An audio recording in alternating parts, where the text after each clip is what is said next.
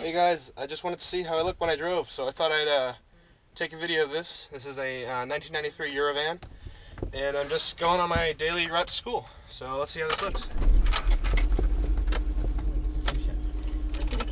I'm going to have the radio on because I'm not going to be talking to you that much.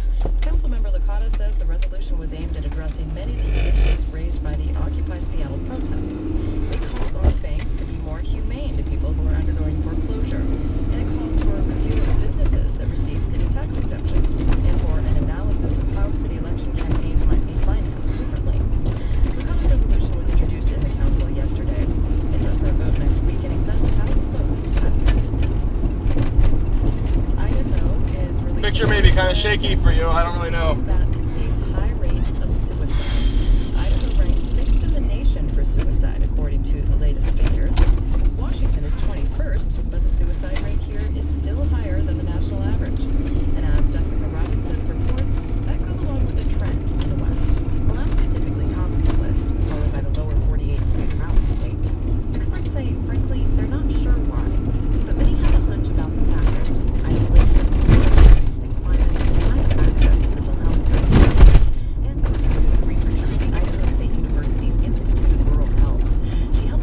Sorry about all the bumps. The city of Seattle has the worst streets on the planet, maybe next to LA.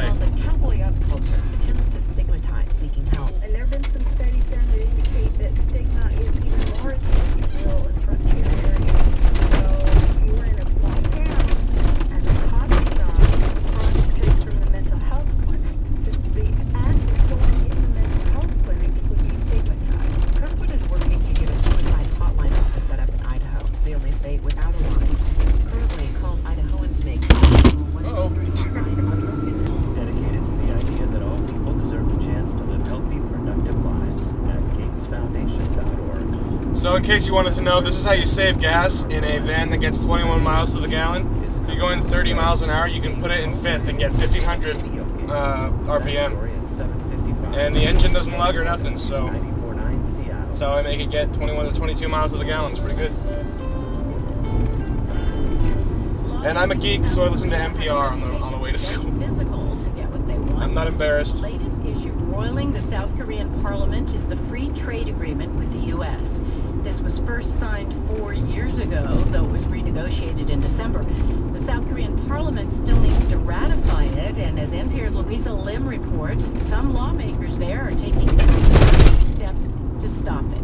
The yeas are 278 and the nays are 151. The bill is passed. Hopes were raised that it was a done deal. 한미 관계 새로운 장이 열렸습니다. This will open a new chapter in bilateral relations, promised South Korea's President Lee Myung-bak as he addressed Congress on a trip to the US. But that chapter hasn't started quite as he expected. Police were forced to turn water cannons on thousands of anti-FTA protesters who turned out at the weekend in Seoul. This after a feisty week in Parliament. Opposition politicians barricaded themselves in the committee room where the bill was supposed to be discussed and refused to open the door. 9 days later, they're still in there. The I'm not coming out method is heartily supported by protester Lee Gun-sil. She's been on hunger strike for the past 16 days to protest against the bill. This will be very, very damaging for South Korea, not only for people working in the agricultural sector, but also in trade general. She attended a candlelight vigil last night. So I take this route to school every day because it's first of all scenic. Right now I would have held up a camera so you could see the lake. I'm driving pretty much parallel to Lake Washington up to where my school is, and then I go up a hill to get up there. And it's flat, so, and it's pretty direct as well. So the other way is like going over some of the ridiculous hills in this city, and it's just irritating, especially in one of these. So that's why I like to take this route, and it's nice and flat. I can pretty much keep it in gear for most of the time, and it makes my life easier. Which is, I could have driven a slush box, but no, I have one of these. So honestly, I prefer stick shift because you honestly have more control.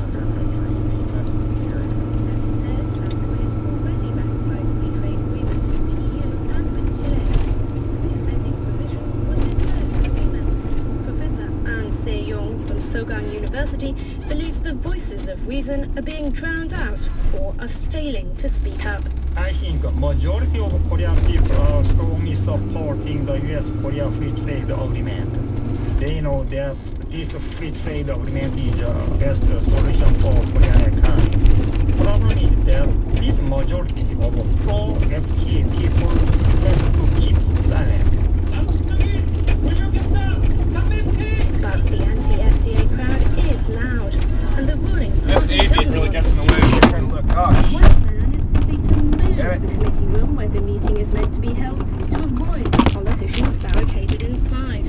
Another idea is just putting this straight to the vote in Parliament, where the ruling party has enough seats to push it through. Alright, right turn. Let's see if we can make it. So they know they have a fight on their hands.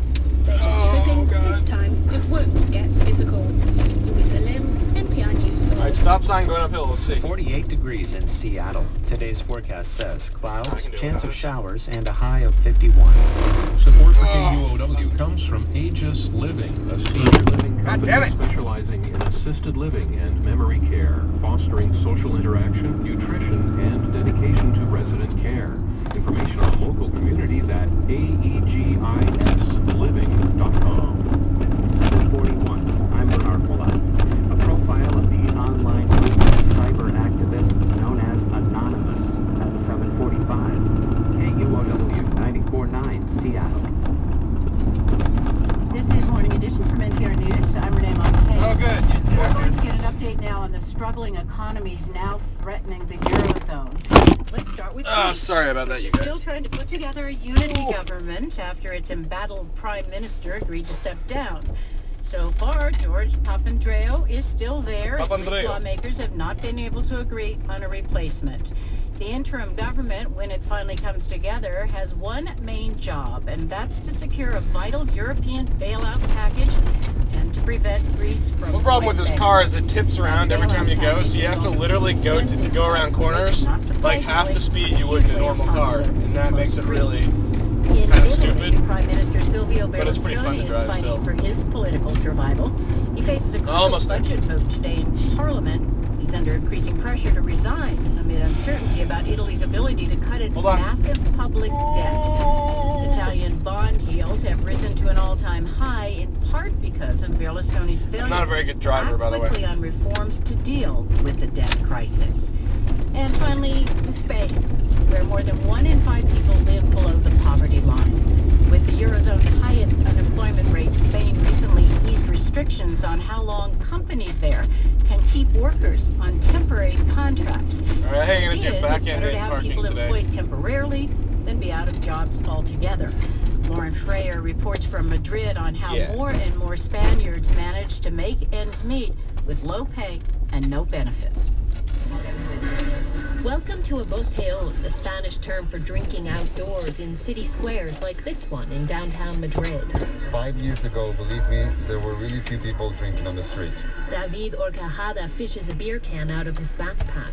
Right now, everybody's drinking on the street because people cannot afford to pay for, drinks at bars. So since we're Spanish and we do drink and we party a lot, so it doesn't matter if we don't have money, we'll just keep doing it. And that's what botellón comes from. Many in the crowd are what I think I made locals it call perfect. mileuristas, workers on temporary contracts that pay a meal bad. €1,000 a month, barely $1,400. That's Alright, well, you guys, I just wanted to show you what I look like when I drive, and this is also just for me, because I didn't really know how I looked, if I looked like a complete dweeb, or if I looked really fat or whatever, so I hope you enjoyed that. Hope that was a good waste of your, 10 minutes? Yeah, 10 minutes. Sorry for the thing falling over a few times. I'm probably just going to edit that out or something.